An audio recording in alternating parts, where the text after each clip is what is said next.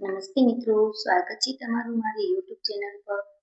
જો તમે મારી ચેનલ પર પહેલી વાર આવ્યા હો તો પ્લીઝ મારી ચેનલને સબસ્ક્રાઇબ જરૂરથી કરજો. અને જો સ્ટોરી તમને પસંદ આવે તો સ્ટોરીને લાઈક કરી વિડીયોને મિત્રો સાથે શેર કરવાનું ભૂલતા નહીં. તો ચાલો શરૂ કરીએ આજની નવી સ્ટોરી. મારું નામ આશા છે. હું 5 વર્ષની હતી ત્યારે જ મારી માતાનું અવસાન થયેલું હતું. મારા પપ્પા સરકારી નોકર હતા. તે સવારમાં વહેલા નીકળતા અને સાંજે થાકેલા પાકેલા પાછા ફરતા. ઘરમાં મારી દેખરેખ કરવા વાળું કોઈ ન હતું. આમ પિતાજીએ મારી એકલતાને જોઈને બીજા લગ્ન કર્યા. એટલે મને લાગ્યું કે હવે મને માં મળી જશે. પરંતુ મને ક્યાં ખબર હતી કે પિતાજીના આ લગ્ન મારી જિંદગીમાં તોફાન લાવી દેશે. મારી સોતેલી માં હંમેશા મારી સાથે કડકાઈ ભર્યું જ વર્તન કરતી. તે પહેલા દિવસથી મારી સાથે સારી રીતે ન રહેતી. તે હંમેશા મને મારતી અને પીટતી રહેતી અને હું તેની સામે રડવા સિવાય બીજું કાંઈ પણ કરી શકતી ન હતી. પરંતુ આ બધા જુલ્મો ત્યાં સુધી જ થતા હતા જ્યાં સુધી સૂરજદાદા આકાશમાં હતા. જેવા જ સાંજે ગલીના વળાંક પર પિતાજીની સાયકલની ઘંટડીનો અવાજ સંભળાય કે માં મારી સાથે ખૂબ જ સારી બની જતી. તેમનું વર્તન મારી સાથે બદલાઈ જતું. તે મને સાફ સુથરા કપડાં પહેરાવીને પલંગ પર બેસાડી દેતી અને પોતે પણ સારી રીતે બેસી જતી. પપ્પા ઘરમાં દાખલ થતા તો તેમની થાકેલી આંખો સૌથી પહેલા મને શોધતી હતી. મારી ઢીંગી ક્યાં છે? મારી દીકરી? પપ્પાનો અવાજ સાંભળતા જ હું દોડીને તેમના પગે વળગી જતી હતી. આખા દિવસનો થાક અને ભૂખ એક બૂમ પર હવામાં ગાયબ થઈ જતા હતા.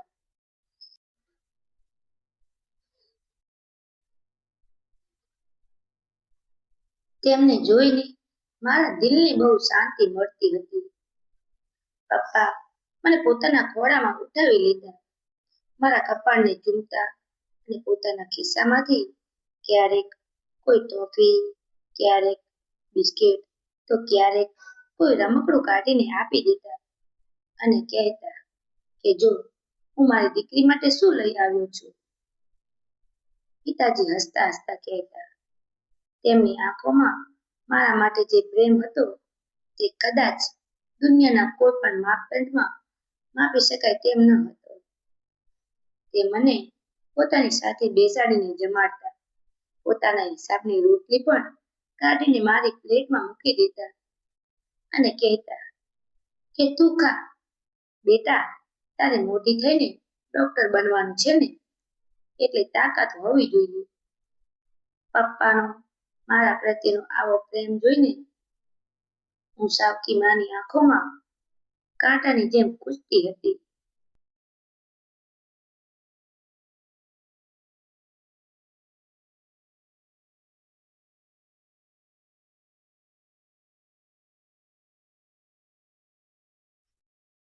સમય આમ જ વીતતો ગયો અને મારી માને પોતાના પણ 2 બાળકો થઈ ગયા, એક દીકરી અને એક દીકરો.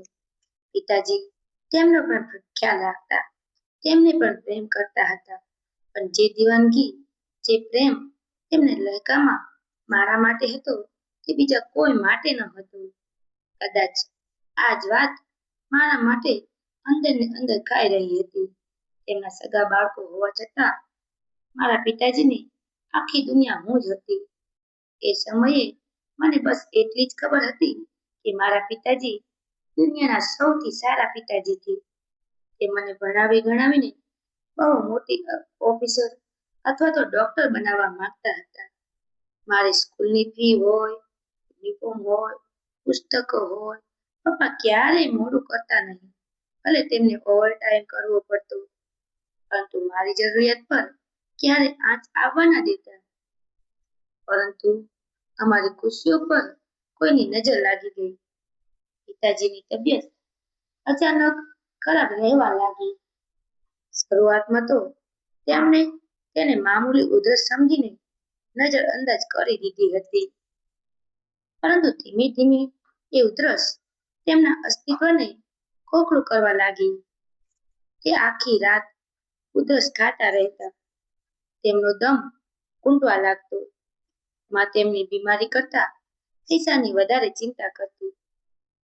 બધા પૈસા તો ડોક્ટર અને દવાઓ પાછળ ખર્ચાઈ રહ્યા છે. બાળકોનું પેટ કેવી રીતે ભરાશે? ત્યારે પિતાજી બોલતા કે ઉપરવાળો બહુ મોટો છે, તે બધું ઠીક કરી દેશે, તું ચિંતા ન કર. પણ તે ઠીક નહોતા થઈ રહ્યા. તે દિવસે ને દિવસે નબળા પડતા જઈ રહ્યા હતા. તે હવે એકદમ હાડપિંજર બની ચૂક્યા હતા. ઘરમાં ગરીબીએ ડેરા જમાવી દીધા હતા અને માનું વર્તન મારી સાથે વધુ કરતાય ભરી થઈ ગયું હતું. હવે તો તે મને પિતાજીની સામે પણ લડી લેતી હતી. પપ્પા કહેવા જાય તો તેમને તીવ્ર ઉધરસનો તીવ્ર હુમલો આવી જતો અને તે લાચાર થઈને રહી જતા. એક સાંજે પપ્પાની તબિયત બહુ વધારે બગડી ગઈ. તે શ્વાસ લઈ નહોતા શકતા. તેમનો ચહેરો લીલો પડી ગયો હતો. હું તેમના ઓશિકા પાસે બેસીને રડી રહી હતી. ડોક્ટર પણ આવ્યા હતા, પરંતુ તે જવાબ આપીને ચાલ્યા ગયા. માં રૂમના ખોળામાં શાંત ઊભી હતી. તેમના ચહેરા પર દુઃખ હતું કે આવનારા સમયની ચિંતા તે નહોતી જાણતી. પપ્પાએ ધ્રુજતા હાથે ઈશારો કર્યો કે મારી દીકરી આશાને મારી પાસે બોલાવો. હું તડપીને તેમની સાથે જઈને વળગી પડી. પિતાજી, તમે બિલકુલ ઠીક થઈ જશો.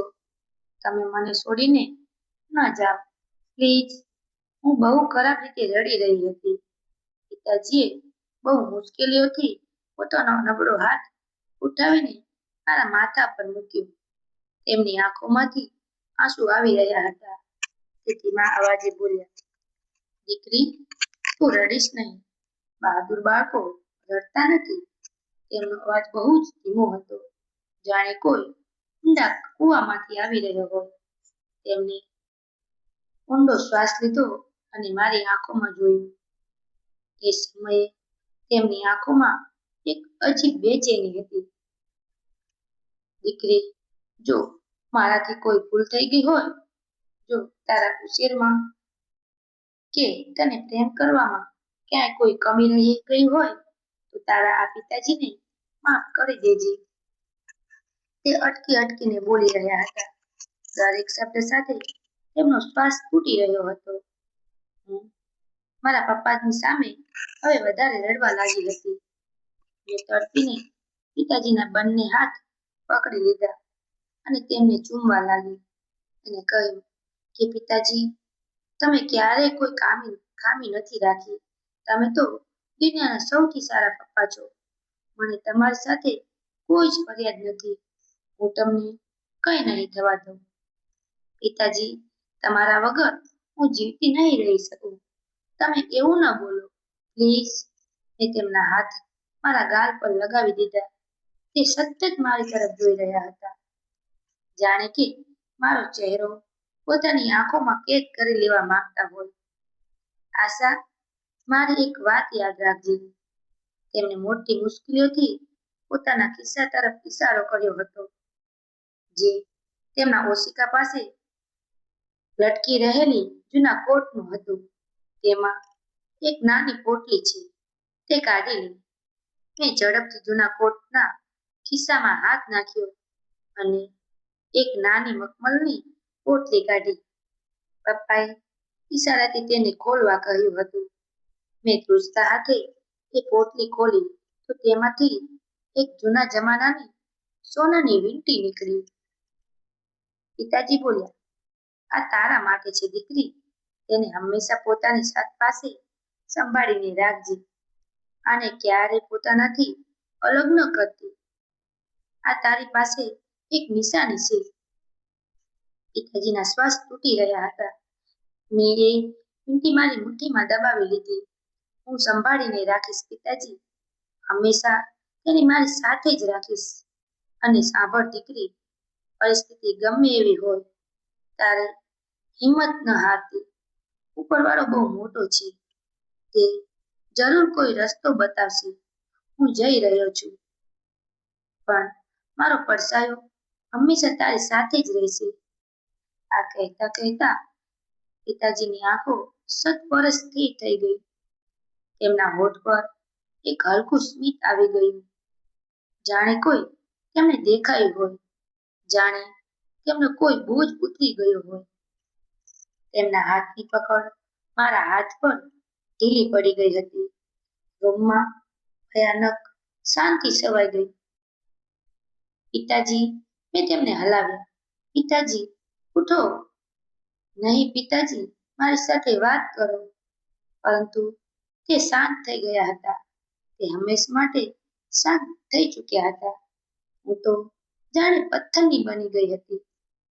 મારું મગજ બંધ થઈ ગયું હતું. મારી જાનથી પ્યારા પિતાજી, જે મને પોતાના જીવથી પણ વધારે પ્રેમ કરતા હતા, આજે મને આ દુનિયામાં એકલી છોડીને ચાલ્યા ગયા હતા. તે મને અનાથ કરી ગયા હતા. રૂમમાં માના રડવાનો પણ અવાજ ગૂંજતો હતો. તે છાતી પીટી પીટીને રડી રહી હતી, પરંતુ તેના રડવામાં પણ એક મેણું સંભળાઈ રહ્યું હતું. હાય, હું લૂંટાઈ ગઈ. હાય, આ મનવું જ પોતાના બાપને ખાઈ ગયું. મારા પતિ તો હજી જુવાન જ હતા. હજુ તો બાળકોના માથા પર તેમનો સહારો હતો. તે મને જોતી અને નફરતથી મોં ફેરવીને રડવા લાગતી. મારા નાના ભાઈ બહેન જે હતા તે પણ રડતા હતા. તો તે પણ મારા સાવકા, પરંતુ હું તેમને બહુ જ પ્રેમ કરતી હતી, કારણ કે તે મારા પિતાની નિશાની હતા. પરંતુ હું બિલકુલ હેરાન બેસી રહી હતી. ના આંખમાંથી આંસુ નીકળી રહ્યા હતા કે ના ગળામાંથી ચીસ. હું બસ પિતાજીના ઠંડા થઈ રહેલા ચહેરાને જોઈ રહી હતી.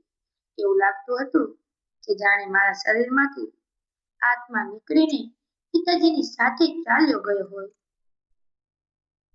અને અહીં ફક્ત એક લાશ બાકી રહી ગઈ હોય.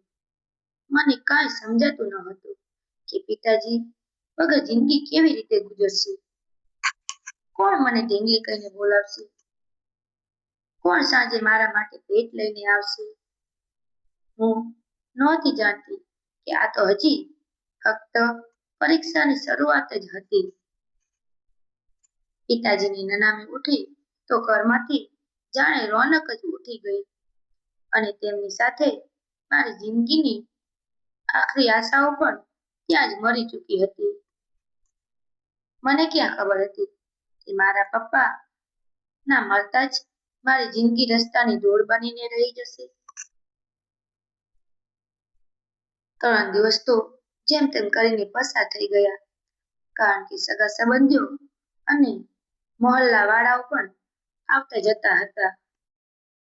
માનું વર્તન પણ એ દિવસોમાં અજીબ રહ્યું કે લોકોની સામે તો બહુ જ વધારે રડતી રહેતી અને પોતાની બદનસીબીનો રોદણું રડતી રહેતી. પણ જેવા એ મહેમાનો જતા કે તે મને કેવી નજરોથી જોઈતી કે જાણે પપ્પાને હું જ ગળી ગઈ હોય. પછી ચોથા દિવસે ઘરમાંથી મહેમાનોની ભીડ ઓછી થઈ અને અસલી પરીક્ષા શરૂ થઈ. ઘરમાં અશાંતિ છવાઈ ગઈ અને રાશન ખતમ થવા લાગ્યું હતું. પપ્પાની બીમારીએ પહેલા જ બધી જમા પૂંજી ખતમ કરી દીધી હતી, અને હવે જે પણ કંઈ બચ્યું હતું તે અંતિમ સંસ્કાર અને મહેમાનો પાછળ ખર્ચાઈ ગયું હતું. પિતાજી અમને ઇજ્જત આપી હતી, પરંતુ મારી માતાને કદાચ પૈસાની ભાષા સમજાતી હતી.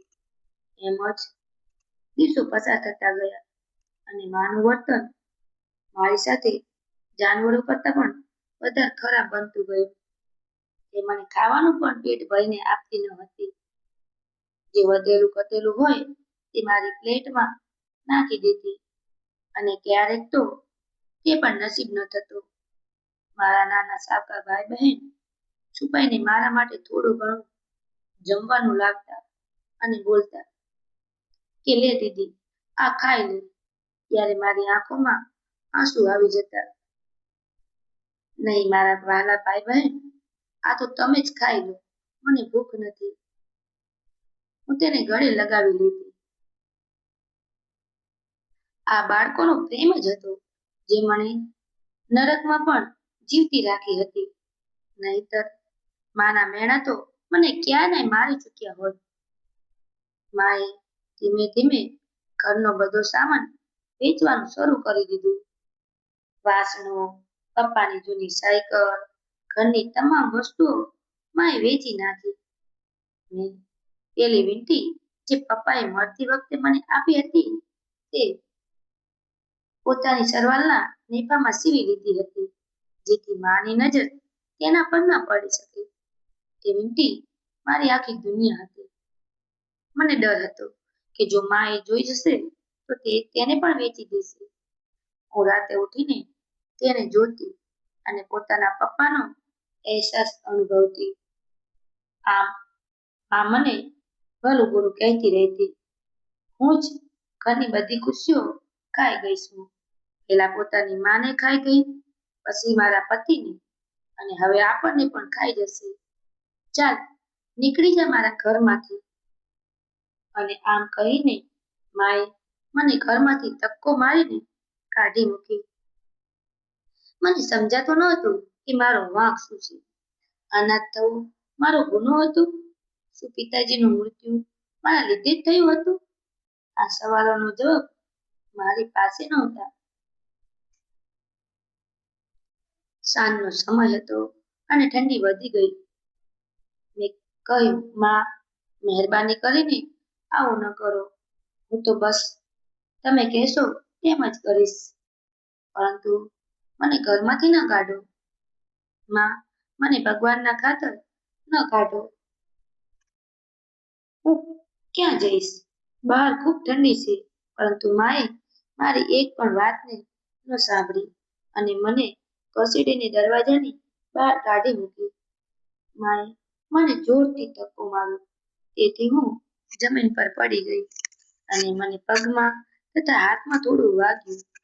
હું ઊભી થાવ તે પહેલા મારી પાછળ દરવાજો જોરથી બંધ થઈ ગયો અને સાકર વાગવાનો અવાજ પણ આવ્યો. મેં ગાડાની જેમ દરવાજો પીટવાનું શરૂ કરી દીધું. માં, દરવાજો ખોલી દો. મહેરબાની કરીને માં, હું વચન આપું છું, હું ક્યારેય તમને હેરાન નહીં કરું કે તમારી વિરુદ્ધ પણ એક પણ કામ નહીં કરું. તમે કહેશો તેમ જ કરીશ. મહેરબાની કરીને મને અંદર બોલાવી લો. પરંતુ અંદરથી કોઈ જવાબ ન આવ્યો. ફક્ત બાળકોનો રડવાનો હળવો અવાજ આવી રહ્યો હતો, જેમને કદાચ માએ રૂમમાં બંધ કરી રાખ્યા હતા. હું ઘણીવાર સુધી દરવાજા સાથે માથું ટેકવીને રડતી રહી, પણ માએ દરવાજો ન ખોલ્યો, જે ક્યારેક પપ્પાના આવવા પર ખુલતો હતો. આજે મારા માટે હંમેશના માટે બંધ થઈ ગયો હતો. રાત ઘાટી પડતી જઈ રહી હતી. ઠંડી હવાના કારણે મારું શરીર ધ્રુજી રહ્યું હતું. મારી પાસે ન કોઈ ચાદર હતી અને ન તો પગમાં ચંપલ. મારો દુપટ્ટો જગ્યાએથી ફાટેલો હતો, જેને મેં પોતાની જાતે વીંટી રાખ્યો હતો, પણ તે અપૂરતો હતો. શેરીમાં સન્નાટો છવાઈ ગયેલો હતો અને દૂર ક્યાંક કૂતરા ભસવાનો અવાજ આવી રહ્યો હતો. મને ડર લાગવા લાગ્યો. મેં મારું ખિસ્સું તપાસી જોયું. પપ્પાએ આપેલી વીંટી સાચવીને રાખી હતી. બસ આ જ એક સહારા રૂપ હતી. પછી હું ત્યાંથી ઊભી થઈ અને લથડતા કદમો સાથે રસ્તા પર ચાલવા લાગી. મને ખબર નહોતી કે હું ક્યાં જઈ રહી છું. બસ હું ચાલતી જઈ રહી હતી. રસ્તાઓ સુમસામ હતા અને લાઇટના ઝાંખા પ્રકાશમાં મારો પડછાયો મારી સાથે ચાલી રહ્યો હતો. દરેક પસાર થતી ગાડી ના અવાજ પર હું પકડી જતી અને કોઈક ઝાડ કે થાંભલાની સાઈડમાં છુપાઈ જતી. ચાલતા ચાલતા મારા કદમોએ પણ જવાબ આપી દીધો. મને ચક્કર આવવા લાગ્યા. મારી આંખો સામે અંધારું છવાઈ રહ્યું હતું. મારાથી હવે વધારે ચલાઈ રહ્યું ન હતું. હું રસ્તાના કિનારે જ ફૂટપાથ પર પડી ગઈ. ઠંડી જમીને મારા અસ્તિત્વને વધારે ઠંડુ કરી દીધું. મારી આંખો બંધ થઈ રહી હતી અને છેલ્લે નજારો મેં જે જોયો તે એક ગાડીની હાઇલાઇટ હતી જે ઝડપથી મારી તરફ આવી રહી હતી. ને એ પછી બધું જ અંધકારથી ભરાઈ ગયું. જ્યારે મારી આંખો ખોલી તો હું કોઈ નરમ પથારી પર હતી. મારા પર ગરમ ધાબળો હતો અને રૂમમાં હીટરની હળવી ગરમી મહેસૂસ થઈ રહી હતી. મેં ગભરાઈને આજુબાજુ જોયું. આ મારું ઘર ન હતું અને ન તો આ રસ્તો હતો. રૂમમાં સફેદી છવાયેલી હતી અને ચારે તરફ ઇનામની તીવ્ર ગંધ ફેલાયેલી હતી. આ ગંધ હોસ્પિટલ જેવી જ હતી, પણ અહીંનો માહોલ કંઈક અલગ જ હતો. થોડે દૂર કેટલીક સ્ત્રીઓ પણ પથારી પર સૂતેલી હતી અને કેટલીક સફાઈ કરી રહી હતી. હું ક્યાં છું? મેં ઊભા થવાની કોશિશ કરી તો મારા માથામાં વધુ દુખાવો થવા લાગ્યો. સૂતી જ રહે દીકરી, હજી તારી તબિયત બરાબર નથી. પાસે બેઠેલી મોટી ઉંમરની સ્ત્રીએ પ્રેમથી મારા માથા પર હાથ મૂક્યો. તેના ચહેરા પર મમતા દેખાતી હતી અને આંખોમાં હમદર્દી. તમે કોણ છો અને હું અહીં કેવી રીતે આવી? મારો અવાજ નબળો હતો. તેમણે જવાબ આપ્યો, હું અહીંની હેડ છું અને તું અનાથ આશ્રમમાં છે. ગઈકાલ રાત્રે કોઈએ તને રસ્તા કિનારે બેહોશ જોઈ તો અહીં મૂકી ગયું હતું. તું ઠંડીથી ધ્રુજી રહી હતી અને તાવમાં પણ તપી રહી હતી. ભગવાનનો આભાર માન કે તું હવે સાચા હાથમાં છે. મેં એ જગ્યાનું નામ દોહરાવ્યું. અનાથ આશ્રમ?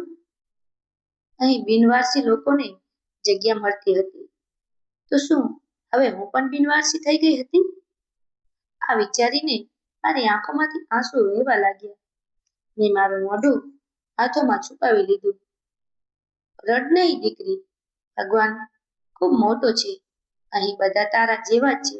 દરેકને પોતાની કોઈ વાર્તા છે. દરેકનું પોતાનું દુઃખ છે. એ સ્ત્રીએ મને દિલાસો આપ્યો. અચાનક હોલમાં હલચલ મચી ગઈ. કેટલીક સ્ત્રીઓ ઝડપથી આજુબાજુ ભાગવા લાગી અને સફાઈમાં પણ એકદમ તેજી આવી ગઈ. શું થયું? મેં આશ્ચર્યથી પૂછ્યું. કે આજે મોટા ડેપ્યુટી સાહેબ આવી રહ્યા છે અહીં ડોનેશન વેચવા માટે. તે ખૂબ જ સારા માણસ છે. જ્યારે તે અહીં આવે છે ત્યારે અહીંની રોનક વધી જાય છે. એ સ્ત્રી હસીને જણાવ્યું. મને ડેપ્યુટી સાહેબ કે પછી ડોનેશનમાં કોઈ જ રસ ન હતો. મારું દિલ તો હજી પણ પોતાના જ ઘરના ઉંબરે પડેલું હતું જ્યાંથી મને ધીકારી કાઢવામાં આવી હતી.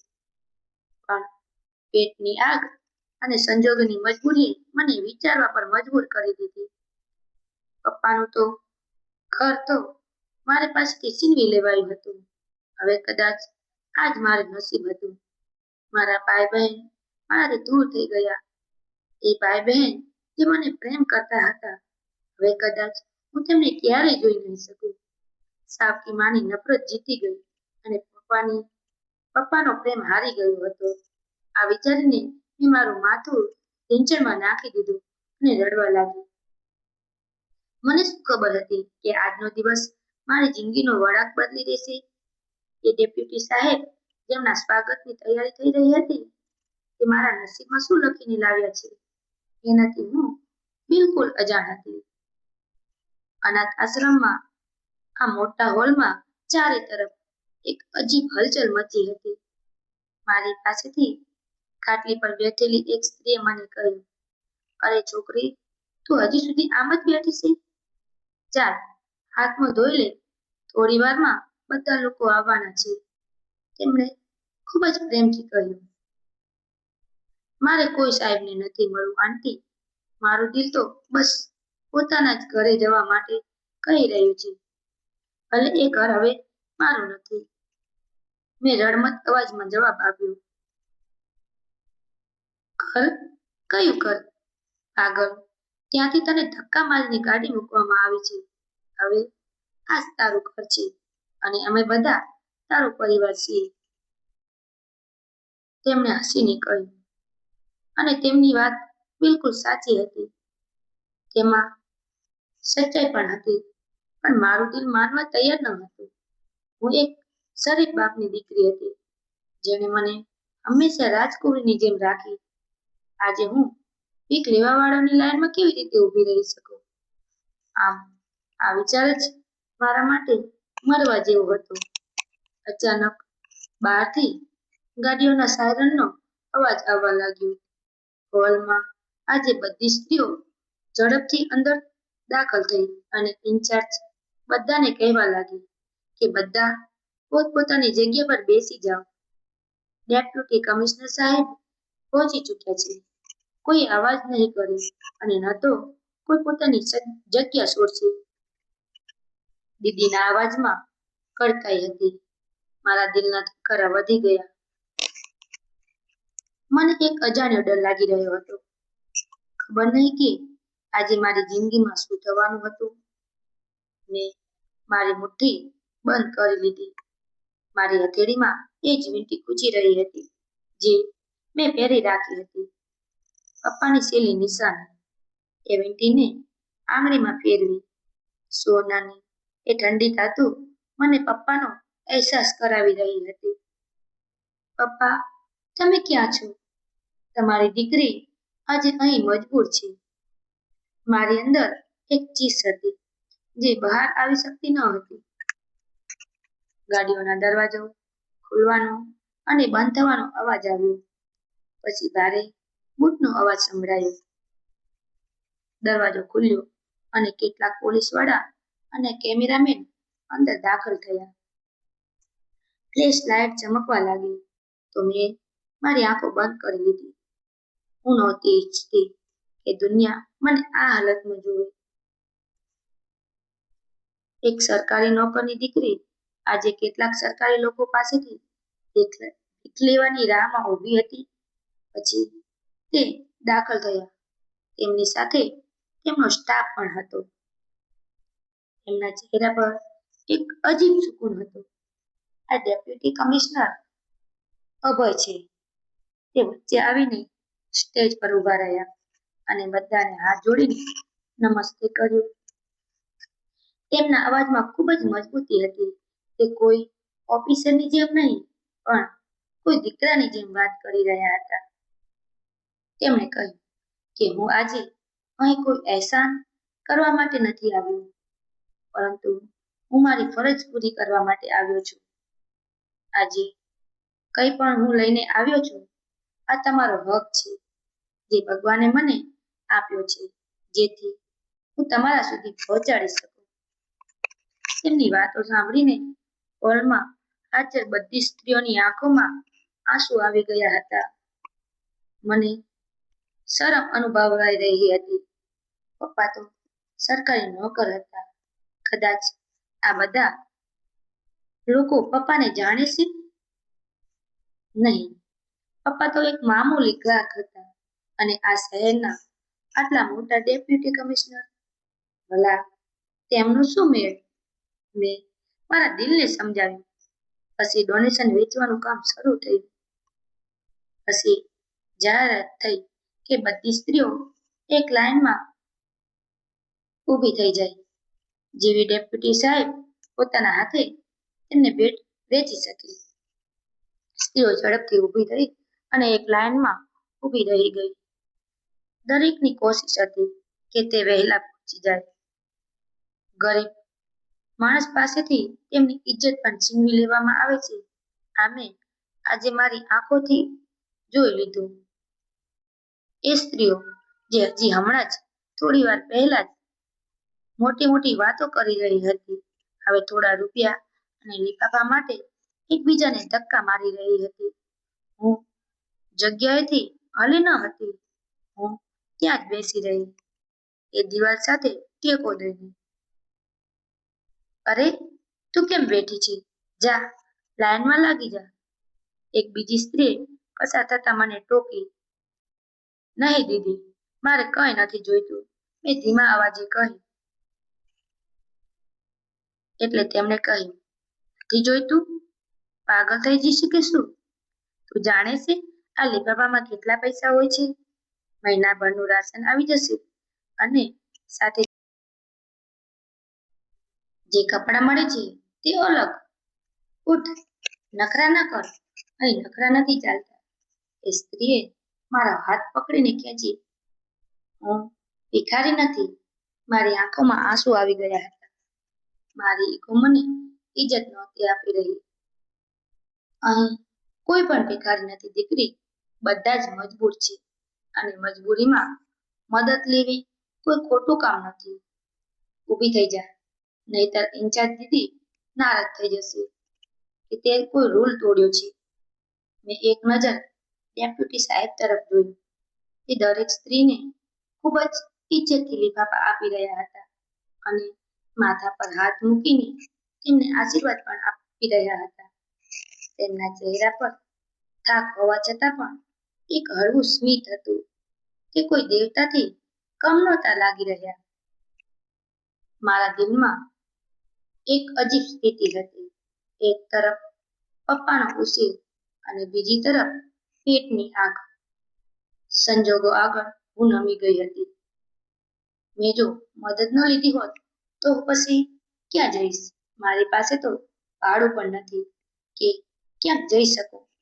આમ વિચારતા વિચારતા હું ઊભી થઈ અને ધીમે ધીમે ચાલતી લાઈનમાં છેલ્લે જઈને ઊભી રહી. લાઈન ધીમે ધીમે આગળ વધી રહી હતી.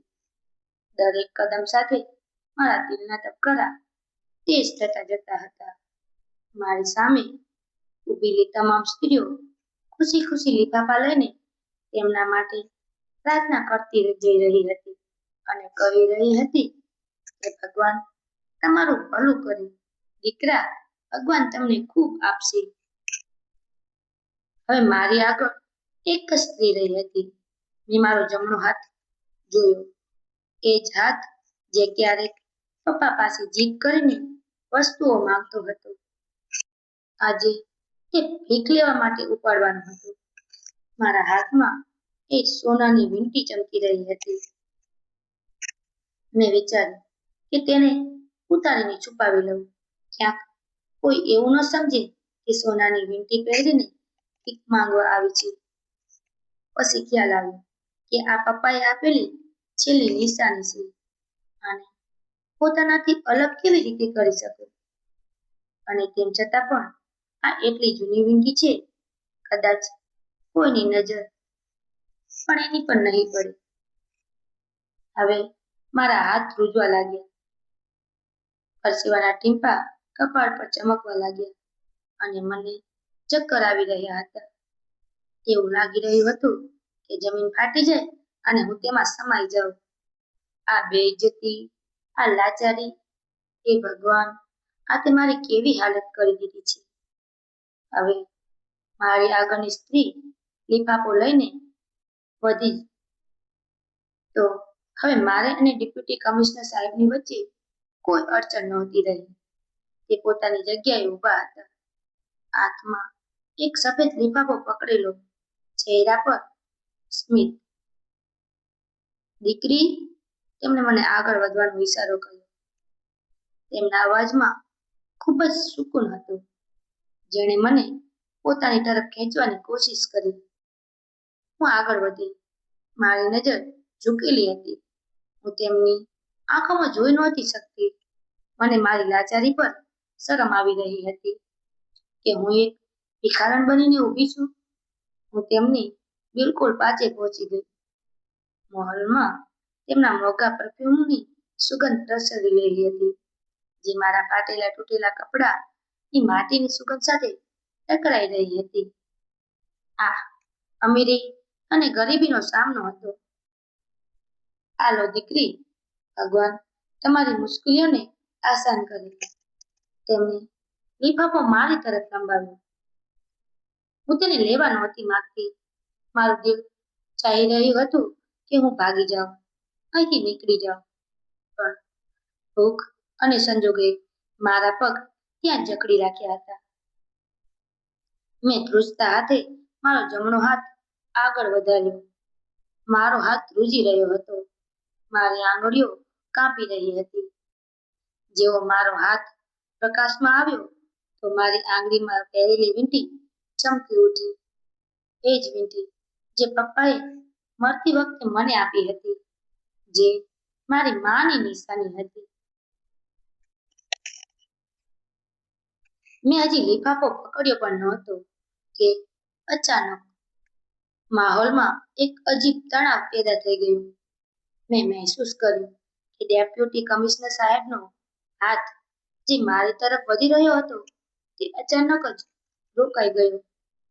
તે હેરાન થઈ ગયા. મેં ડરતા ડરતા નજર ઉઠાવીને તેમના ચહેરા તરફ જોયું. તેમનું સ્મિત ગાયબ થઈ ગયું હતું.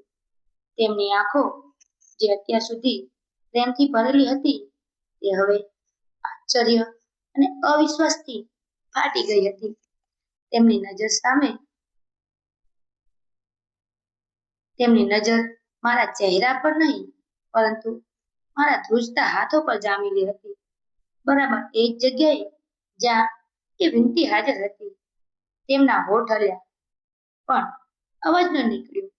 તેમનું આખું અસ્તિત્વ ધ્રુજવા લાગ્યું. મારા દિલમાં ડર લાગવા લાગ્યો કે શું તેમણે મને સમજી લીધું છે કે આ મેં ચોરી કરી છે? શું તે મને પોલીસના હવાલે કરી દેશે? તેમની સ્થિતિ એટલી ખરાબ થઈ ગઈ હતી કે તેમના હાથમાં પકડેલા પૈસાનો લિફાફો હાથમાંથી સરકીને ભોંય તળિયે પડી ગયો. પડવાનો અવાજ આખા હોલમાં ગુંજી ઉઠ્યો. ચારે તરફ સન્નાટો છવાઈ ગયો હતો. કેમેરામેનની ફ્લેશલાઇટ રોકાઈ ગઈ. પોલીસવાળાઓ અચરજ રહી ગયા. બધાની નજરો અમારા બંને પર જામી ગઈ. મને લાગ્યું કે મારો દમ ઘૂંટી જશે. મેં મારો હાથ પાછો ખેંચવાની કોશિશ કરી પણ મારું શરીર શૂન્ય થઈ ગયું હતું. કમિશનર સાહેબની નજર વીંટી પરથી હટી રહી નહોતી. જાણે તે કોઈ ઊંડા સદમામાં ચાલ્યા ગયા હોય. એ માણસ જે હજી થોડી ક્ષણો પહેલા બધાને દિલાસો આપી રહ્યા હતા, હવે પોતે જ સહારાના મોહતાજ લાગી રહ્યા હતા. આ વીંટી તારી પ્યાસ છે ક્યાંથી આવી? બોલ છોકરી, કોણે આપી છે? તેમના અવાજમાં એક એવી રચના હતી જેમાં ગુસ્સા કરતા ડર વધારે અને બેચેની ભરેલા હતા. તેમણે મારો હાથ એટલી સખ્તાઈથી પકડી રાખ્યો હતો કે મને હવે દર્દ થવા લાગ્યું હતું. મેં ડરતા ડરતા મારો હાથ છોડાવવાનો પ્રયાસ કર્યો. મને લાગ્યું કે કદાચ તેઓ મને ચોર સમજી રહ્યા છે. મારી આસપાસ ઊભેલી સ્ત્રીઓ પણ ડરીને પાછળ હટી ગઈ હતી. ઇન્ચાર્જ દીદી મામલો સંભાળવા માટે ઝડપથી આગળ વધ્યા પણ ડેપ્યુટી કમિશનર સાહેબે હાથના ઈશારાથી બધાને ત્યાં જ રોકી દીધા અને બોલ્યા, હું તને કંઈક પૂછી રહ્યો છું દીકરા. મહેરબાની કરીને મને જણાવ કે આ વીંટી તારી પાસે ક્યાંથી આવી? તેમની આંખો આંસુઓથી ટપકવા લાગી અને આ દ્રશ્ય જોઈને ત્યાં હાજર દરેક વ્યક્તિ હેરાન થઈ ગઈ. એક ડેપ્યુટી કમિશનર એક ભિખારણ છોકરીની સામે ઊભા હતા અને હું ગભરાઈ ગઈ હતી. મારા અવાજ ગળામાં જ અટકી ગયો હતો. મેં ધ્રુજતા હોઠે માંડ માંડ જવાબ આપ્યો કે આ મારા પપ્પાએ આપી છે. આમ મારા પપ્પાની નિશાની છે. મારા પિતાજીનો ઉલ્લેખ કરતા જ મારી આંખોમાં પણ આંસુ આવી ગયા.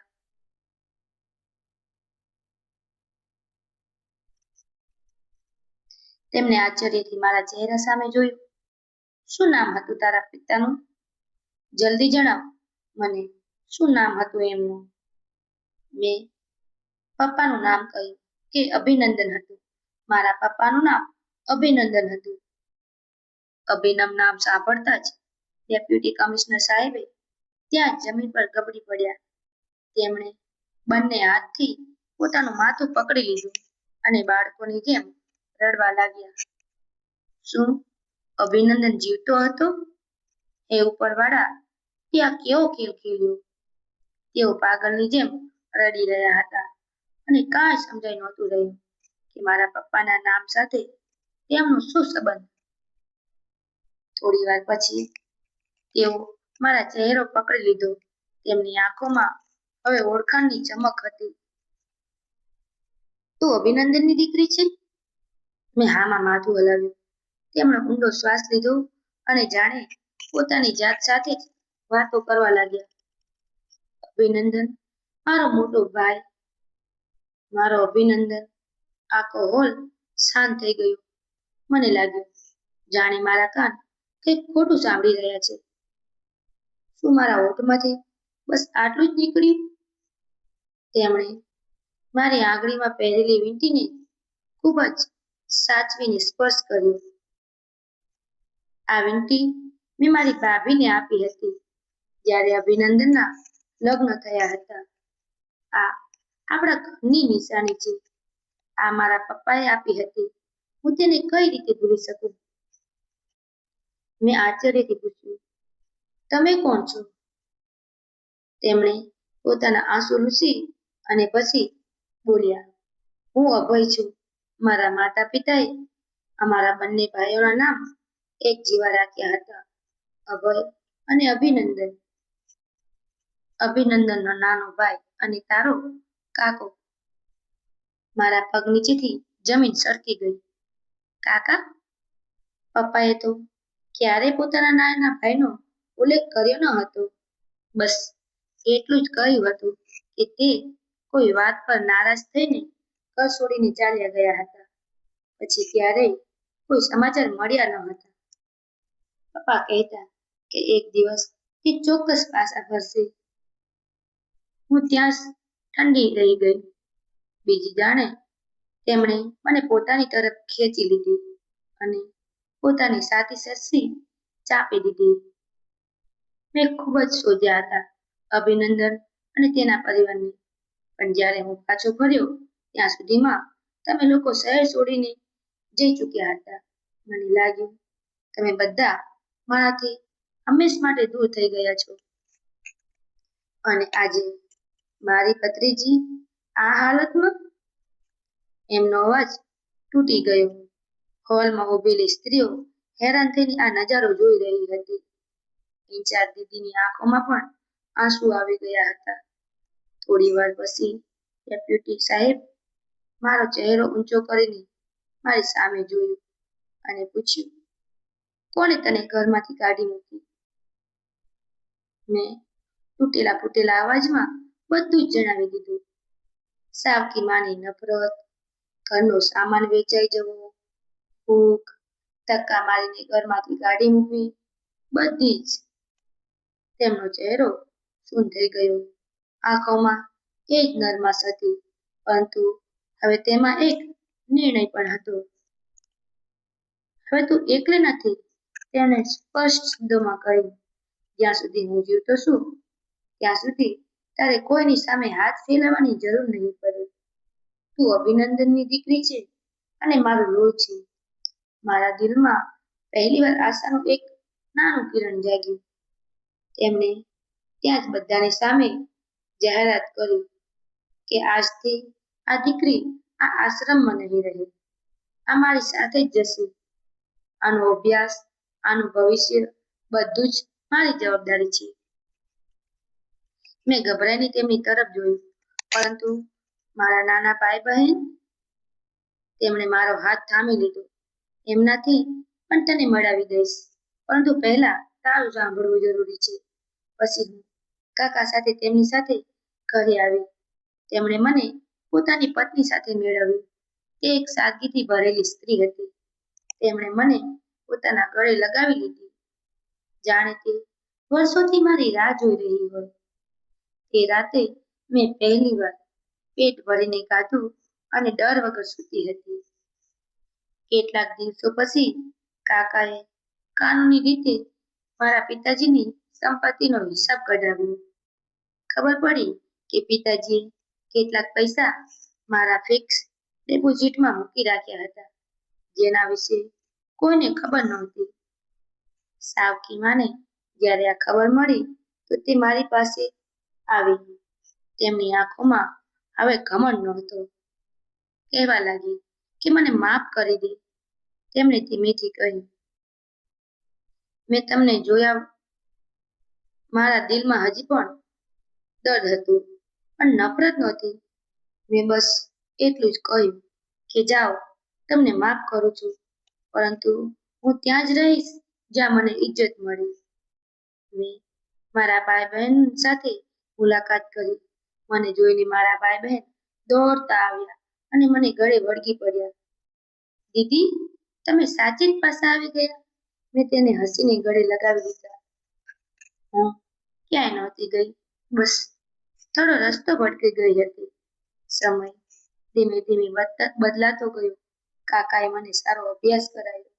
મેં ડોક્ટર બનવાનું સપનું ફરીથી જીવંત કર્યું. મારા પપ્પા કહેતા હતા કે મારી ઢીંગલી કોકનું દર્દ ઓછું કરશે. આજે જ્યારે હું હોસ્પિટલમાં સફેદ કોટ પહેરીને ઊભી રહી છું, તો મને એ જ ઠંડી ડિસેમ્બરની રાત યાદ આવે છે. જો તે રાત્રે મને ધક્કો મારવામાં આવ્યો હોત, તો કદાચ હું મારા કાકાને ક્યારેય ન મળી હોત. જિંદગીએ મને ખૂબ જ રડાવી, પણ એ જ જિંદગી મને મારું પોતાનું લોહી પણ પાછું આપી દીધું. આ પરથી મેં શીખ્યું કે ક્યારેક ક્યારેક દરવાજા આપણા માટે એટલા માટે બંધ થાય છે કે જેથી કરીને કિસ્મત આપણા માટે કોઈ બીજો દરવાજો ખોલી શકે. મિત્રો, આજની મારી આ સ્ટોરી તમને કેવી લાગી? કોમેન્ટમાં જરૂરથી જણાવજો. અને સ્ટોરી તમે ક્યાંથી સાંભળી રહ્યા છો એ પણ જણાવજો. અને હા, વિડીયોને લાઈક કરી ચેનલને સબસ્ક્રાઇબ કરવાનું ભૂલતા નહીં. ફરી મળીશું એક આવી જ નવી સ્ટોરી સાથે. Thank you.